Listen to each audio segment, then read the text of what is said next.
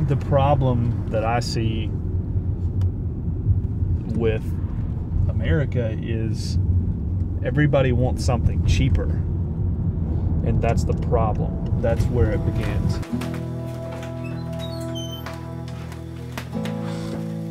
You know, so growing up in the Hickory, Lincolnton area, you know, all we ever had a chance to see in this area was furniture manufacturing. And, you know, most people that ever hear Hickory, the first thing they're gonna know is it was the furniture capital of the world. And that was 15 years ago, 20 years ago.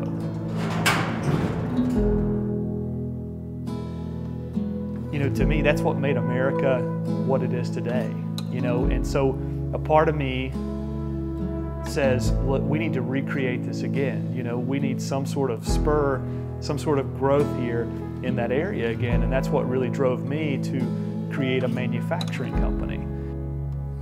You think about who all you help in the process. So you build machines, you fabricate metal, you buy components, pumps, nozzles, all that stuff. That helps everybody. That helps the whole community. That helps everybody in the U.S. market that you're buying from.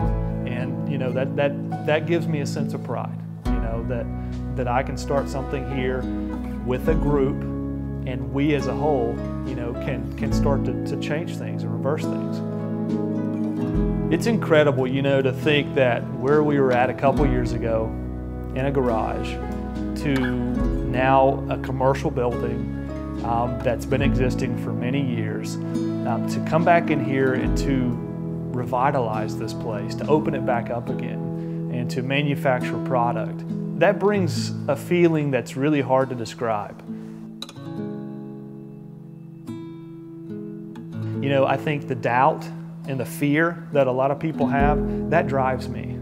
There's nothing that drives me more when somebody comes up and says, you can't do that, or how are you going to do that? Just sit back, watch, I'll show you how it can be done.